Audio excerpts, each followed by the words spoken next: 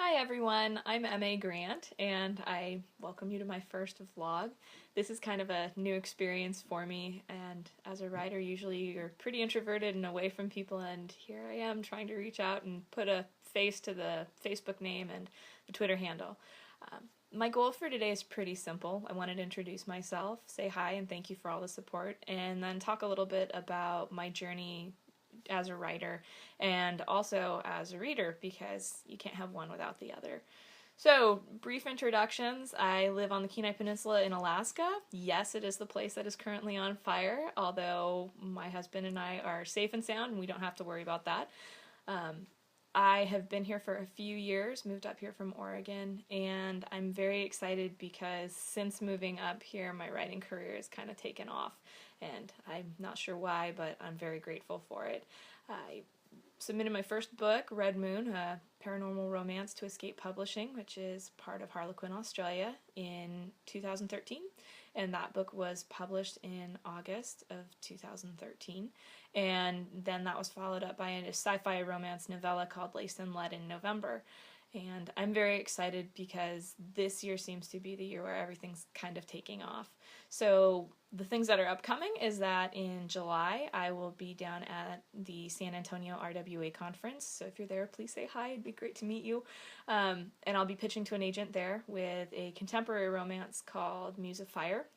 And then in August, that's followed up with the sequel to Red Moon, which is titled Blood Moon, and was a fantastically fun book to write. So there'll be more werewolves on the horizon. And I'm also working on another work in progress called The Wastes right now. That's its tentative title, and you've probably seen little snippets of it on Facebook and the blog and things like that. And I'm very excited about that one. It's one that I'm really hoping I can finish soon so I can send it off to Kate at Escape and find out what she thinks of it. It's going to be a full-length novel, and it is a beast that has taken on a life of its own. So I've been very blessed in my journey and have been able to get a lot of support, both from people on social media and then also through the Harlequin forums. They have been amazing there, and I've been able to hone my craft.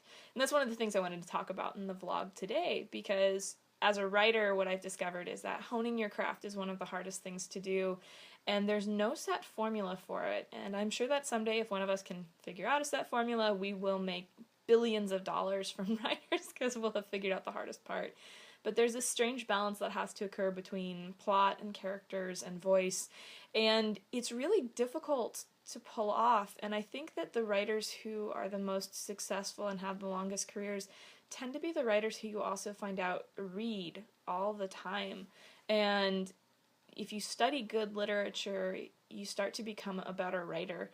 And I know that that sounds kind of awkward because, you know, reading and writing go together, they go hand in hand, and yet I've always been surprised to find out how many people don't read outside of their genre or don't read at all and then try to write. On the same hand, I've also been equally amazed by how many incredible authors I have been fortunate enough to meet now who are ravenous readers. I'm pretty sure that Trinity Library has nothing on their bookshelves. So part of my purpose today was to talk about two books that have had a major impact on me, and in particular the two parts of those books that have had a huge impact on me. So I went to my bookshelves, which those of you who know me know that I have huge bookshelves that are just dripping with books, and I chose a classic book and I also chose a contemporary book. So for my contemporary book, I chose Karen Marie Moning's Darkfever, which is from the Fever series, and this is a series that I reread every single year, all of the books. It's kind of nerdy, and I'm sure that someday if I get the chance to meet her, I will fangirl beyond belief.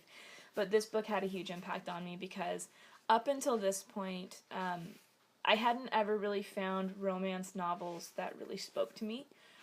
My writing tends to be a little bit odd. I don't shy away from darker things, and a lot of romance novels that I'd read up until this point in high school had been kind of the fun, light, fluffy romances where there were dark moments, but it was nothing that couldn't be overcome pretty quickly. And then I found this series, and it's messed up. And I love that. And I love that the characters are complex, and I love that the hero of it is not really a hero.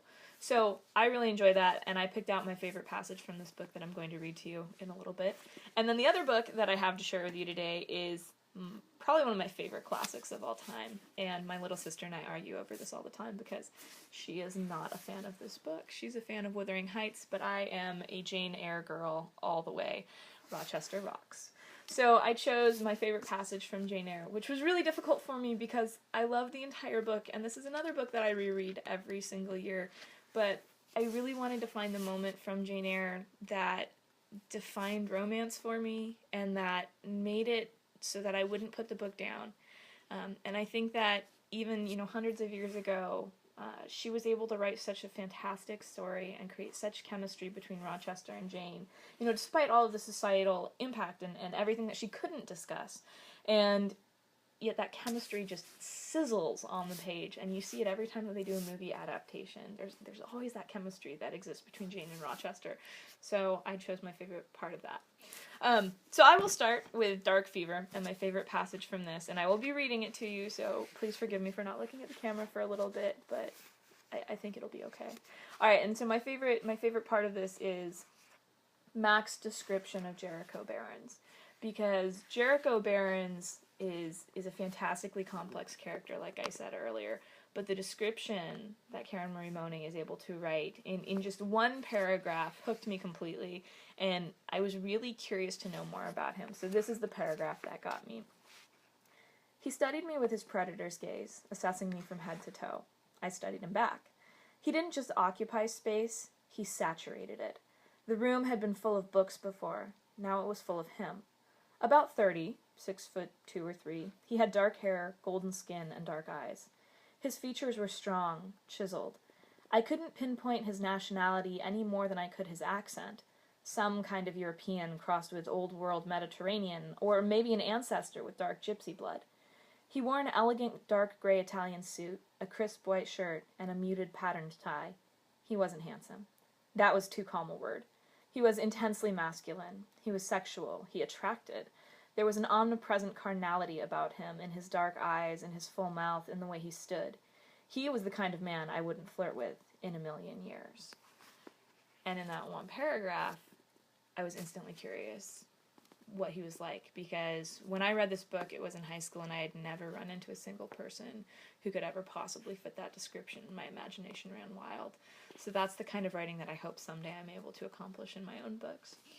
And then my favorite section from Jane Eyre, and there are oh so many, but this is my favorite, is the conversation that occurs between Jane and Rochester after she saves him from the fire. And I realize that this one is a little longer, and I know that some people will instantly go, Jane Eyre, Old English, bleh, and turn off the rest of this vlog, and that's totally okay. So if you're leaving now, goodbye. It was lovely to see you, and hopefully you'll tune in someday and know that I may not be reading from Jane Eyre again. But this little section between them has always just grabbed my attention, and I've never been able to get past it, because Rochester is such an abrasive hero. He is a jerk. And in the book, even more so than in all of the movie adaptations that I've ever seen, he is just cruel to Jane. And yet she's strong enough that she's able to handle it, and she gives back just as good as she gets from him. And I've always appreciated that about her. And she really was one of the first feminist heroines, which I know right now a lot of people are going, no, she's not. That's horrible. What kind of suffragette are you or aren't you? But she really is, because a lot of times I've noticed that femininity is something where people feel you have to be so overt about it, and Jane is so comfortable in her own skin and with her own values that she never strays from them. And that's really hard to find in today's society. So this conversation between her and Rochester is just full of all of this tension, and yet she still walks out of the room at the end of it, whereas if this book were rewritten today, she wouldn't have walked out of the room. So this comes from chapter 15. "Good night then, sir," said I, departing. He seemed surprised, very inconsistently so, as he had just told me to go. "What?" he exclaimed. "Are you quitting me already, and in that way?" "You said I might go, sir, but not without taking leave, not without a word or two of acknowledgment and goodwill, not, in short, in that brief, dry fashion. Why, you saved my life, snatched me from a horrible and excruciating death, and you walk past me as if we were mutual strangers. At least shake hands." He held out his hand. I gave him mine. He took it first in one, then in both his own. "You have saved my life. I have a pleasure in owing you so immense a debt. I cannot say more. Nothing else that has being would have been tolerable to me in the character of creditor for such an obligation. But you, it is different. I feel your benefits no burden, Jane." He paused, gazed at me. Words almost visible trembled on his lips, but his voice was checked. "Good night again, sir. There is no debt, benefit, burden, obligation in the case. I knew," he continued, "you would do me good in some way, at some time. I saw it in your eyes when I first beheld you. Their expression and smile did not—" Again he stopped. "Did not," he proceeded hastily, "strike delight to my very inmost heart for nothing. People talk of natural sympathies. I have heard of good genii. There are grains of truth in the wildest fable. My cherished preserver, good night." Strange energy was in his voice, strange fire in his look. "I am glad I happened to be awake," I said, and then I was going. "What? You will go?" "I am cold, sir." "Cold? Yes, and standing in a pool. Go then, Jane, go." But he still retained my hand, and I could not free it. I bethought myself of an expedient. "I think I hear Mrs. Fairfax move, sir," said I. "Well, leave me." He relaxed his fingers, and I was gone. So, if you haven't read Jane Eyre, you should, because it's amazing. And thank you for sticking around for a little bit to listen to two of my favorite excerpts. I'm not sure when I'm going to get up the next vlog. Hopefully it'll be sometime soon. And if you have any ideas for future vlogs, be it books that you're interested in getting reviews of, or if you want to hear something from some of my works in progress, or even if it's just you have questions that you want me to answer, feel free to comment down at the bottom of this entry, and I'll be getting back to you as soon as I can. So thanks so much, and have a great day.